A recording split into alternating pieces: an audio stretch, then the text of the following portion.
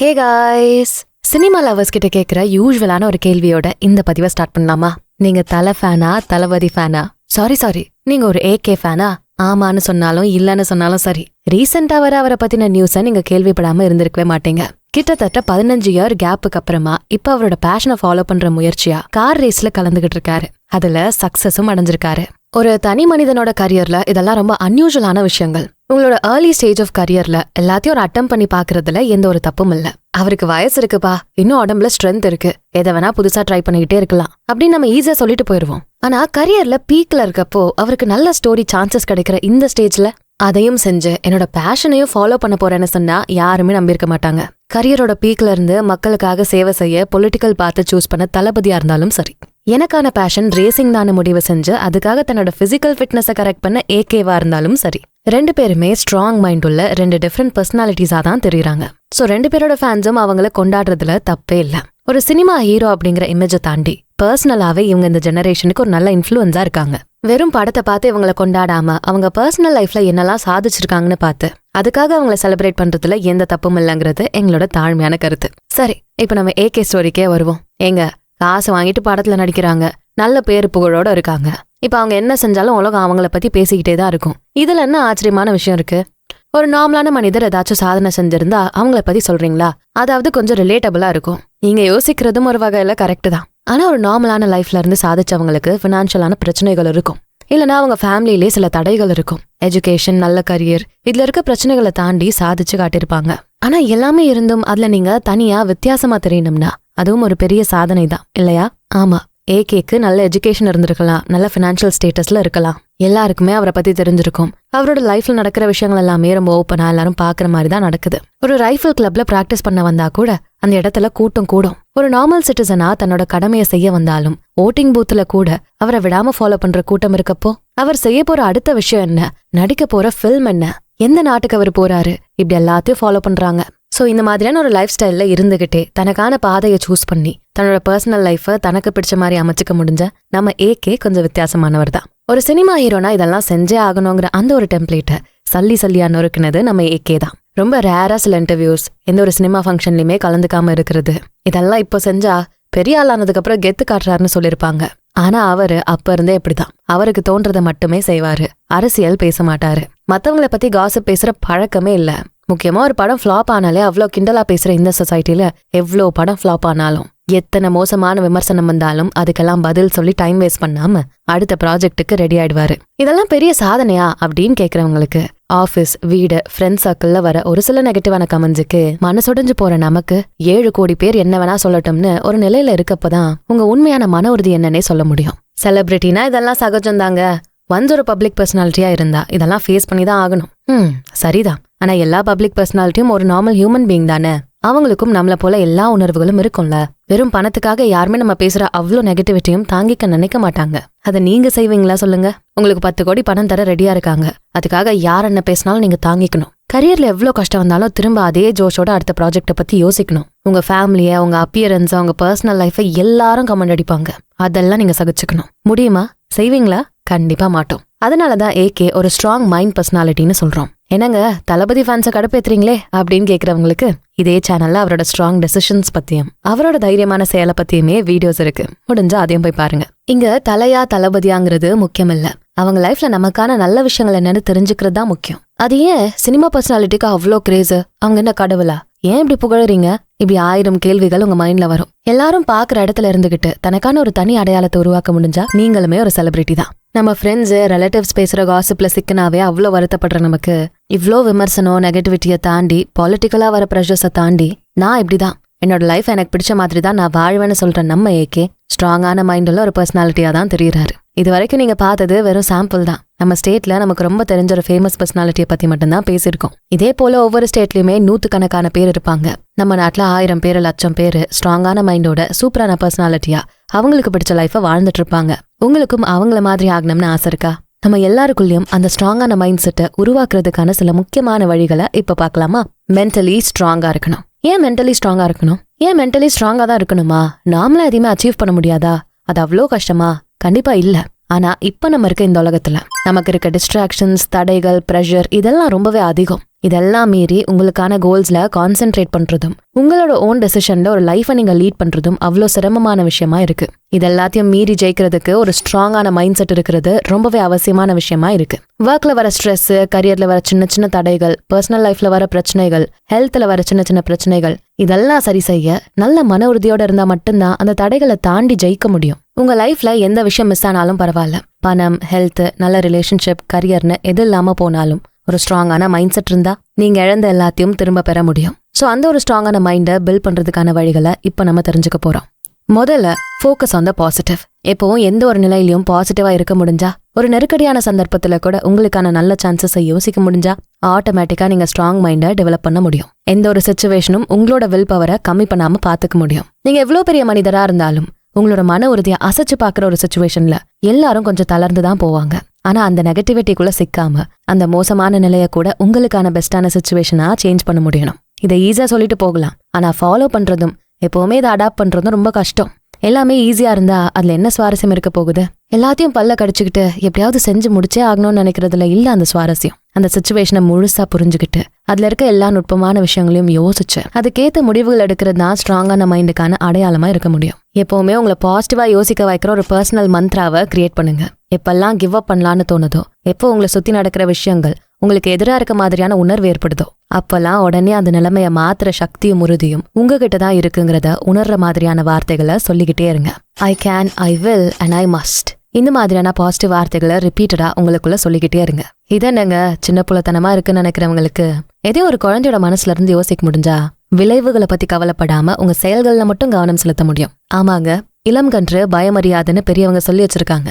சின்ன வயசுல எல்லாத்தையும் ஒரு அசாத்தியமான துணிச்சலோட செஞ்சிருப்போம். ஆனா வயசாக ஆக நம்ம மைண்ட்ல தேவையில்லாத பயம், தயக்கம், சுத்தி இருக்கவங்க என்ன சொல்வாங்க, அவங்க என்ன நினைப்பாங்க, இவங்க என்ன சொல்வாங்க, இப்படி நம்மள சுத்தியும் நமக்குள்ளயும் ஏகப்பட்ட நெகட்டிவான விஷயங்களை வளர்த்துக்கிறோம். அதெல்லாம் உடைச்சிட்டு எல்லாத்தையுமே பாசிட்டிவா பாக்குற மென்டாலிட்டிய வளர்த்துக்க முடிஞ்சா எந்த ஒரு தடையும் ஈஸியா கிராஸ் பண்ற தைரியம் கிடைக்கும். உங்களை இன்ஸ்பயர் பண்ற எந்த ஒரு பாசிட்டிவான ஸ்டேட்மெண்ட்டையும் ரிப்பீட்டடா அஃபர்ம் பண்றப்போ உங்களுக்குள்ள இருக்க கான்ஃபிடன்ஸை அதிகப்படுத்தலாம். அந்த மொமெண்ட்ல உங்க மைண்ட்ல வர ஸ்ட்ரெஸ்ஸை கம்மி பண்ண முடியும். ரிலாக்ஸ்டா, கூலா அந்த பிரச்சனையை ஃபேஸ் பண்ற தைரியம் உருவாகும். நீங்க எந்த ஒரு டஃப்பான சிச்சுவேஷன்ல இருந்தாலும், எப்படிப்பட்ட ஒரு லைஃப் ஸ்டைல்ல இருந்தாலும் சரி, ஏன் உங்க பிளட் குரூப்பே நெகட்டிவா இருந்தாலும் சரி, எப்பவும் எல்லா சிச்சுவேஷன்லயும் பாசிட்டிவான விஷயங்களை மட்டுமே ஃபோக்கஸ் பண்ணுங்க. Be positive, feel positive, do positive. இந்த பாசிட்டிவிட்டியை டெவலப் பண்ற ஒரு வழி என்ன தெரியுமா? அக்செப்டன்ஸ். உங்களுக்கு நடக்கிறத பாசிட்டிவா எடுத்துக்கணும்னா முதல்ல உங்களுக்குள்ள அக்செப்டன்ஸ் பிஹேவியர் இருக்கணும். அக்செப்டன்ஸ்னு சொன்னதும் யார் அடிச்சாலும் தாங்கிக்கலாம், எவ்வளோ வலிச்சாலும் சரி அப்படியே ஏத்துக்கலாம்னு நினைக்கிறது இல்ல. அது வேற வகையான அக்செப்டன்ஸ் தான். ஆனா எண்ட்ல உங்களுக்கு அது பெனிஃபிட்டா இருக்கான்னு பாக்கணும். அப்பதான் அந்த அடியை தாங்குறதுல ஒரு அர்த்தம் இருக்கும். செய்யாத தப்புக்கும் உங்களுக்கு சம்மந்தமில்லாத செயலுக்கும் நீங்க அடி வாங்க ரெடியா இருந்தா உங்களை யாரும் வீரன்லாம் சொல்ல மாட்டாங்க. வீரபாகுன்னு வேணா கிண்டல் பண்ணுவாங்க. அதாங்க நம்ம பேக்கரி ஓனர் வீரபாகு.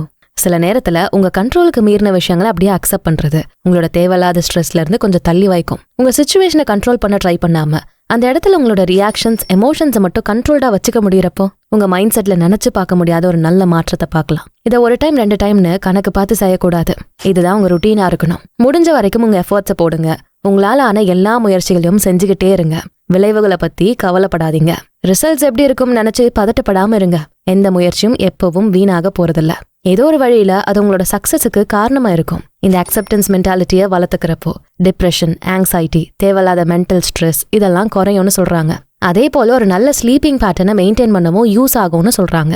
ஒரு நல்ல மெடிடேஷன் பிராக்டிஸ் இந்த ஒரு குவாலிட்டியை டெவலப் பண்ண உதவும். அது மட்டும் இல்லாம உங்க கண்ட்ரோல்ல மீறின சில விஷயங்களை அப்படியே ஏத்துக்கிறதும் உங்களோட மென்டல் ஸ்ட்ரென்த்தை அதிகப்படுத்தும். எல்லாத்தையும் கஷ்டப்பட்டு செய்யணும்னு நினைக்கிறவங்க மத்தியில இந்த ஒரு மென்டாலிட்டி உங்களை சூப்பர் கூலான ஒரு பர்சனா காட்டும். எதையும் அக்செப்ட் பண்ற மைண்ட் செட்டை உருவாக்குனா உங்க மைண்ட் ஆட்டோமேட்டிக்கா அந்த சிச்சுவேஷன்ல இருக்க நல்ல ஆப்பர்ச்சுனிட்டிஸை மட்டும்தான் ஃபோக்கஸ் பண்ண ஆரம்பிக்கும். அந்த ப்ராப்ளம் ஓவர் கம் பண்ற மென்டல் ஸ்ட்ரென்த்தையும் கொடுக்கும். So try something new. இப்போ நீங்க பாசிட்டிவான நபரா எது நடந்தாலும் அக்செப்ட் பண்ணிட்டு மூவ் ஆன் ஆகிற ஒருத்தரா இருக்கீங்க. அது உங்களோட மைண்டை இன்னும் ஸ்ட்ராங் ஆக்குற ஒரு வழிதான். இந்த டெக்னிக் ஏதாவது ஒரு புது விஷயத்த ட்ரை பண்ணி பார்க்கணும். ஒரு ஸ்போர்ட்ஸ் பர்சனா இருந்தா லிட்ரேச்சர், பெயிண்டிங் மாதிரியான ஆர்ட்ஸை ட்ரை பண்ணி பார்க்கலாம். இல்ல பிரெயினை யூஸ் பண்ணி யோசிச்சு செய்யற வேலையில இருக்கவங்க பிசிக்கலா ஆக்டிவா வச்சுக்கிற ஒரு பிராக்டிஸை ட்ரை பண்ணலாம். மார்ஷல் ஆர்ட்ஸ், ஃபிட்னஸ் ஆக்டிவிட்டீஸ்னு ஏதாவது ஒரு புது விஷயத்த கத்துக்க ட்ரை பண்ணுங்க. உங்களோட இன்ட்ரெஸ்ட், பேஷன், கரியர் இதெல்லாம் மீறின ஏதோ ஒரு அன்னோன் ஜோன்ல உங்களோட எஃபர்ட்ஸை ட்ரை பண்றப்போ இதுல நீங்க கம்ப்ளீட்டா சக்சஸ் ஆக முடியாம போனாலும் எந்த ஒரு புது விஷயமோ என்வாயன்மெண்ட்டும் உங்களோட எஃபர்ட்ஸை, கான்ஃபிடன்ஸை குறைக்க முடியாதுன்னு உங்களுக்கு நீங்களே சேலஞ்ச் பண்ற மாதிரி இருக்கும். I am ready to accept any challenge அப்படிங்கிற மென்டாலிட்டி உங்களோட லிமிட்ஸை கொஞ்சம் புஷ் பண்ண வைக்கும். உங்க கெப்பாசிட்டி இன்க்ரீஸ் ஆகும். உங்க கம்ஃபர்ட் ஜோனை விட்டு வெளியே வருவீங்க. எந்த ஒரு ஸ்ட்ரெஸ்ஃபுல்லான அன்ஃபெமிலரான ஜோன்லையும் உங்களோட திறமையை காட்டி ஜெயிக்க முடியும்னு ஒரு ஸ்ட்ராங்கான நம்பிக்கை வரும். எப்போ ஒரு புது விஷயத்த, அதுவும் அன்னோன் ஜோனை ட்ரை பண்றப்போ உங்களோட கான்ஃபிடன்ஸ் ரொம்ப அதிகமாகும். உங்க லைஃப் ஸ்டைலுக்கு சம்பந்தமே இல்லாத ஒரு டான்ஸ் கிளாஸ், மியூசிக்கல் இன்ஸ்ட்ருமெண்ட்ஸ் கத்துக்கிறது மாதிரியான விஷயங்களை செய்ய ட்ரை பண்றப்போ உங்களுக்குள்ள இருக்க அந்த ஸ்ட்ராங்கான மைண்ட் கொஞ்சம் முழிச்சுக்க ஆரம்பிக்கும். எனக்கு எதுவுமே தெரியலனா கூட இந்த விஷயத்த கம்ப்ளீட் பண்ணியே தீருவேன்னு உங்களுக்கு நீங்களே சேலஞ்ச் பண்ற ஒரு புது விஷயத்த சூஸ் பண்ணுங்க. உங்க மைண்டை இன்னும் ஸ்ட்ராங் ஆக்குற வழிகளை நீங்களே உருவாக்குங்க. எப்பவும் ஒரே மாதிரியான வேலை, அதே லைஃப் ஸ்டைல்ல பழகி போன உங்க பாடி அண்ட் மைண்டுக்கு ஒரு புது ஜோன் நல்ல சேலஞ்சிங்கான ஆப்பர்ச்சுனிட்டிஸை உருவாக்கும். அடுத்து, reflect on your success and failures. உங்க மென்டல் ஸ்ட்ரென்த்தை அதிகப்படுத்துற இன்னொரு விஷயம் உங்க ப்ரீவியஸ் எக்ஸ்பீரியன்ஸை அனலைஸ் பண்ணி பார்க்கறது தான். உங்க சக்சஸையும் ஃபெயிலியரையும் ஒரு ஈக்குவல் பொசிஷன்ல வச்சு பார்க்க தெரியணும். என்ன செஞ்சதால அது கிடைச்சது, இன்னும் என்ன பெட்டரா செஞ்சிருக்கலாம், என்னெல்லாம் இம்ப்ரூவ் பண்ணிருக்கலாம். இப்படி ஒவ்வொரு சக்சஸையும் ஃபெயிலியரையும் ஒரே மாதிரி பார்க்குற பெர்ஸ்பெக்டிவ் உங்களோட ஃபியூச்சருக்கு கண்டிப்பா யூஸ் ஆகும். உங்களை பத்தின செல்ஃப் அனாலிசிஸை செஞ்சுக்கிட்டே இருக்கப்போ உங்களோட சக்சஸ் ஃபார்முலாவை மட்டும் நீங்க உருவாக்குறது இல்ல, ஃபெயிலியர்ஸ்ல நடந்த தப்பான விஷயங்களையும் அவாய்ட் பண்ண கத்துப்பீங்க. எப்பவுமே நம்ம சக்சஸை கொண்டாடுற அளவுக்கு ஃபெயிலியர்ஸை ட்ரீட் பண்றது இல்ல. உண்மையை சொல்ல போனா ஃபெயிலியர்ல தான் நீங்க இன்னுமே ஸ்ட்ராங்கா பாசிட்டிவா இருக்கணும். அது மட்டும்தான் உங்களோட நாலேஜை அதிகப்படுத்தும். ஒரு ஃபெயிலியர்ல கூட கத்துக்கிறதுக்கான ஆப்பர்ச்சுனிட்டி எதுவும் இருக்கான்னு பார்க்க வைக்கும். லைஃப்ல அடுத்து வரப்போற எல்லா ப்ராப்ளம்ஸ்ல இருந்தும் எப்படி வெளியே வரலான்னு யோசிக்க வைக்கும். எல்லா பிரச்சனைக்குமே ஒரு சொல்யூஷன் கண்டுபிடிக்க முடியுமா அப்படிங்கிறது சந்தேகம் தான். ஆனா அதை எப்படி ஃபேஸ் பண்ணணும், அதுல இருந்து எப்படி ஒரு சொல்யூஷனை நோக்கி நகரணும்னு கத்து கொடுக்கவாவது ஒரு ஃபெயிலியரை நீங்க எக்ஸ்பீரியன்ஸ் பண்ணியே ஆகணும். ஃபெயிலியர்ஸ் உங்களோட கம்ஃபர்ட் ஜோன்ல இருந்து உங்களை வெளியே கொண்டு வரும். உங்களோட எஃபர்ட்ஸை இன்னும் அதிகப்படுத்துற வழிகளை தேட வைக்கும். ஒரு விஷயத்த பல ஆங்கிள் இருந்து யோசிக்க வைக்கும். எந்த ஒரு ஸ்டேஜ்லயும் திரும்பவும் தோத்துறக்கூடாதுன்னு ஒரு பயம் இருந்துகிட்டே இருக்கணும். இந்த பயம் தான் உங்களை இன்ஸ்பயர் பண்ற எமோஷனா இருக்கணும். எந்த ஒரு விஷயத்தையும் ஸ்டார்ட் பண்றப்ப இருக்க பயத்தை விட அதுல சக்சஸ் பண்ணி காட்டணும்னு நினைச்சு பயப்படுறது உங்களோட ஃபோக்கஸ் இன்னும் தான் அதிகமாக்கும். அடுத்து, be kind to your self. ஸ்ட்ராங்கான மைண்ட் செட்டை வளர்க்கணும்னா நீங்க ஸ்ட்ரிக்டா தான் இருக்கணும்னு எந்த ஒரு ரூலும் இல்ல.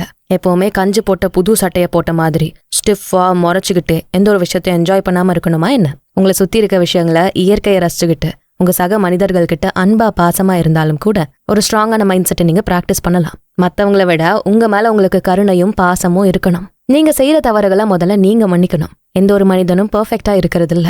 சின்ன சின்ன தவறுகளை செஞ்சு அதுல இருந்து பாடங்களை கத்துக்கிட்டு அதை திரும்பவும் செய்யாத மாதிரி பாத்துக்கிறது தான் உங்களோட மென்டல் ஸ்ட்ரென்த்தை வழிகாட்டும். செஞ்ச தப்பை ஏத்துக்கிட்டு அதுக்கான ஆல்டர்னேட் விஷயங்களை யோசிக்கிறதும் உங்களோட கான்ஃபிடன்ஸ் இம்ப்ரூவ் பண்ண வைக்கிற வழியா தான் இருக்கும். உங்களோட எல்லா செயலுக்கும் நீங்க முழுசா பொறுப்பேத்துக்கிறப்போ ஒரு அளவில்லாத நம்பிக்கையை உருவாக்க முடியும். உங்க மேல இருக்க அந்த நம்பிக்கை எந்த சூழலையும் உங்களை கைவிடாது. தன்னம்பிக்கையை வளர்க்குற ஒரு சிம்பிளான டூல் உங்க மேல உங்களுக்கு இருக்க அந்த மதிப்பீடுகளை உயர்வா வச்சுக்கிறதுல தான் இருக்கு. ஒரு ஸ்ட்ரெஸ்ஃபுல்லான சிச்சுவேஷன்ல கூட உங்களை பத்தின செல்ஃப் டாக்ஸ் பாசிட்டிவா வச்சுக்க ட்ரை பண்ணணும். பரவாயில்ல, இந்த முறை ஜெயிக்க முடியாம போனா ஒன்னும் ஆகாது, நெக்ஸ்ட் டைம் கண்டிப்பா இதை விட இன்னும் அதிகமான எஃபர்ட்ஸை போடு, ட்ரை பண்ணு, தப்பே இல்ல. ஒரே இடத்துல சோர்ந்து உட்கார்றது தான் தப்பு. நீ முயற்சி செஞ்சுக்கிட்டே இரு, கண்டிப்பா உன்னோட ஹார்ட் ஒர்க் வீணா போகாது. இப்படி உங்களுக்கு நீங்களே அன்பா பாசமா தட்டி கொடுத்து பேச கத்துக்கணும். இதெல்லாம் ஒரு டெக்னிக்கா? எனக்கு இருக்க கஷ்டத்துக்கு ஒரு ஊரே வந்து சமாதானம் பண்ணாலும் ஒன்னும் பண்ண முடியாதுன்னு புலம்புறவங்களா நீங்க? நீங்க எந்த ஒரு டஃப்பான சிச்சுவேஷன்ல இருந்தாலும் சரி, உங்களுக்கு நீங்களே சொல்லிக்கிற அந்த ஆறுதலான வார்த்தைகளும் அன்பான வார்த்தைகளும் மட்டும்தான் உங்களுக்கான துணை. வேற யாரும் என்ன சொன்னாலும் அது வெறும் ஆறுதலா தான் இருக்குமே தவிர உங்களை மோட்டிவேட்லாம் பண்ணாது. அப்படியே மோட்டிவேட்டே பண்ணாலும் அது ரொம்ப நாள் தாங்காது. உங்களை பத்தின செல்ஃப் டாக்ஸ், உங்க மேல இருக்க நல்ல எண்ணம், இதெல்லாம் உங்களோட அடுத்த செயலை தைரியமா எடுத்து வைக்க உங்களுக்கு உதவியா இருக்கும். நீங்க தான் உங்களோட பெஸ்ட் ஃப்ரெண்டாவும் இருக்கணும், பெஸ்ட் கிரிட்டிக்காவும் இருக்கணும். ஆனா இப்போ உங்களை கிரிட்டிசைஸ் பண்ண வெளியே ஏகப்பட்ட பேர் இருக்காங்க. அதனால உங்களுக்கு நீங்களே ஃப்ரெண்டா இருக்க முதல்ல பாருங்க. உங்களுக்குள்ள பேசிக்கிற சந்தர்ப்பத்துல உங்களோட திறமை, நல்ல எண்ணம், உங்களோட அபிலிட்டி இதெல்லாம் பத்தி உயர்வா பேசுங்க. நீங்க யாருன்னு உங்களுக்கு நீங்களே அடிக்கடி ரிமைண்ட் பண்ணிக்கிட்டே இருங்க. உங்களோட மென்டல் ஸ்ட்ரென்த்தை இன்னும் அதிகப்படுத்த இந்த பாசிட்டிவான அன்பான செல்ஃப் டாக்ஸ் கண்டிப்பா யூஸ் ஆகும். அடுத்து, ஹெல்தி ரொட்டீன். மைண்டும் பாடியும் ஹெல்தியா இருந்தாதான் உங்களால எந்த ஒரு டஃப்பான சிச்சுவேஷனையும் கிராஸ் பண்ண முடியும். அதுக்கு முதல் தேவை ஒரு நல்ல ஹெல்தியான டெய்லி ரொட்டீன். உங்களோட லைஃப்ல கிடைக்கிற ஒவ்வொரு நாளையும் சரியா பிளான் பண்ணி யூஸ் பண்ண முடிஞ்சா உங்களோட மொத்த வாழ்க்கையும் உங்களுக்கு ஏத்த மாதிரி மாத்திக்கலாம். நல்ல ஹெல்தியான உணவு முறை, ஒர்க் அவுட், ஃபிட்னஸ்க்கான ஒரு டைம், மென்டலி பீஸ்ஃபுல்லா இருக்கிறதுக்கான சில மைண்ட்ஃபுல் பிராக்டிசஸ், நல்ல ஒரு ரீடிங் ஹேபிட், ரெகுலரான ஸ்லீப்பிங் பேட்டர்ன், இதெல்லாம் உங்க டெய்லி ரொட்டீன்ல மெயின்டைன் பண்ண முடிஞ்சா போதும். உங்களுக்கான நாளை நீங்களே டிசைன் பண்ணலாம். மைண்டுக்கும் பாடிக்கும் எப்பவுமே ஒரு ஸ்ட்ராங்கான கனெக்ஷன் இருக்கு. உங்க பாடி கரெக்டா மெயின்டைன் பண்ண முடிஞ்சாலே உங்க மைண்ட் யோசிக்கிற விதமே மாறும். 6 பேக் வைக்கிறது மட்டும்தான் ஃபிட்னஸ்னு இல்ல. உங்க பாடியை உங்களுக்கு ஏத்த மாதிரி வச்சுக்க தெரியணும். உங்க மைண்ட்ல வர தாட்ஸுக்கு ஏத்த மாதிரியான செயல்களை செய்ய உங்க பாடி ஒரு ஃபிட்டான ஸ்டேட்ல மெயின்டைன் பண்ணணும். சோ எப்பவுமே ஒரு நல்ல பிசிக்கல் ரொட்டீன் அவசியமானதா இருக்கும். பிசிக்கல் பாடியை போலவே உங்க மைண்டை காமா பீஸ்ஃபுல்லா வச்சுக்க ஒரு தனி கவனம் கொடுக்கணும். தேவையில்லாத என்டர்டெயின்மெண்ட், மீடியா அடிக்ஷன், கெட்ட பழக்கங்கள் உங்களோட மென்டல் ஸ்ட்ரென்த்தை கண்டிப்பா அஃபெக்ட் பண்ணும். அதெல்லாம் சும்மா ஜாலிக்குன்னு நீங்க ஜஸ்டிஃபை பண்ணாலும் உங்க பிசிக்கல் அண்ட் மென்டல் ஹெல்த்தை பாதிக்கிற எந்த ஒரு பழக்கமும் லாங் ரன் உங்களோட லைஃப் ஸ்டைல மோசமான சுச்சுவேஷன்ல கொண்டு போய் விட்டுரும். உங்க ஹேபிட்ஸ், உங்களோட ருட்டீன் உங்க கண்ட்ரோல்ல இருந்தா மட்டும்தான் உங்க மைண்டு ஸ்ட்ராங்கா இருக்கும்னு தெரிஞ்சுக்க முடியும். யார் வேணாலும் உங்களை இன்ஃப்ளூயன்ஸ் பண்ணலாம், எந்த ஒரு பிளானையும் யாருக்காகவும் அட்ஜஸ்ட் பண்ணிக்கலாம் நீங்க நினைக்க ஆரம்பிச்சா உங்களோட டே மட்டும் இல்ல, உங்களோட லைஃபே வேற ஒருத்தரோட கண்ட்ரோல்ல கொடுக்குறீங்கன்னு அர்த்தம். சோ ஒரு நல்ல ஸ்ட்ராங்கான மைண்ட் செட்டுக்கு ஒரு நல்ல டெய்லி ருட்டீன் கண்டிப்பா அவசியம். எந்த டைம்ல என்ன செய்யலாம், உங்க ஒர்க் பேட்டர்ன் எப்படி இருக்கணும், செல்ஃப் கேருக்கு எவ்வளோ டைம் ஒதுக்கணும், இதெல்லாம் உங்களோட சொந்த விருப்பம். ஆனா எல்லாத்துக்குமே ஒரு பிளான்டு ஸ்கெடியூல் இருக்கணும். இப்படியெல்லாம் வாழ்ந்தா மெஷின் மாதிரி ஆயிடுவோன்னு கமெண்ட் பண்றவங்கள திரும்பி கூட பார்க்காதீங்க. ஏன்னா அவங்க மைண்டை கண்ட்ரோல் பண்ற அபிலிட்டி அவங்களுக்கே இல்ல. ஒரு நல்ல தெளிவான பிளான் இருந்தா மட்டும்தான் நீங்க செய்யற செயல்களை ரிவ்யூ பண்ண முடியும். லாஸ்ட் வீக் இதே நேரம் என்ன பண்ணிட்டு இருந்தீங்கன்னு தெரியாம போனா நீங்க செஞ்ச நல்ல கெட்ட விஷயங்களை பத்தின நாலேஜே இல்லாம போகும். அப்புறம் எப்படி அதை சரி பண்ணுவீங்க?